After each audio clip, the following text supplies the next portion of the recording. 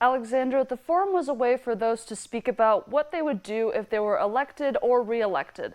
Many positions were up for grabs, like city councilman reps for districts 1, 2, 4, 5, and 6, as well as the mayor position. I spoke with current Mayor Dan Mandel and his opponent Jim Hassel. A couple of key questions from tonight. Tonight's candidate forum had people who are running unopposed or are in the race for a certain position. Candidates were given 1 minute to introduce themselves and then up to 4 minutes to answer 3 questions that were pre-decided.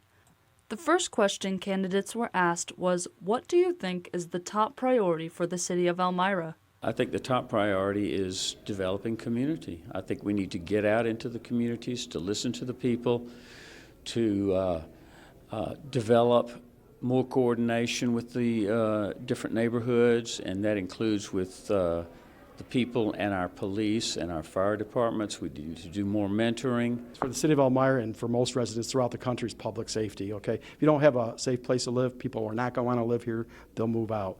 With the public safety here in the city of Elmira, we have fully staffed police, EPD. We just hired 4 additional officers, which gave us additional staff to be proactive and to fight crime. Jim Hassel is running as a Democrat for the Elmira mayor position. Current Republican Mayor Dan Mandel is seeking re-election.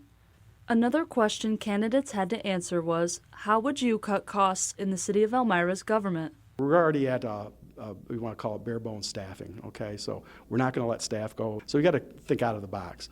So when I first took office, we had a $3.5 million deficit. We have a $7.1 million surplus.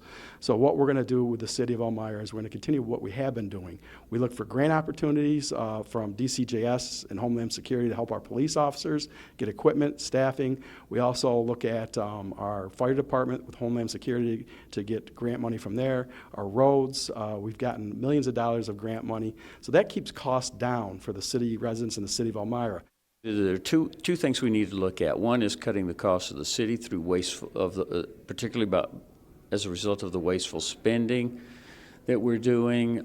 We also need to develop programs like the greening of our city,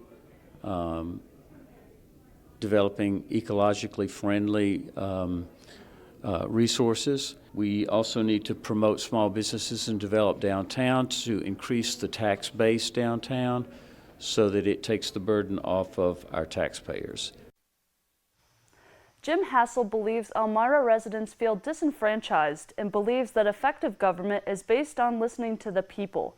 Hassel says in his campaigning year he's met so many unsung heroes and would like to honor them if he's elected. Mayor Mandel says if he's re-elected, one thing he would focus on is securing a $10 million grant for another downtown revitalization initiative for the city's south side. Alexandra?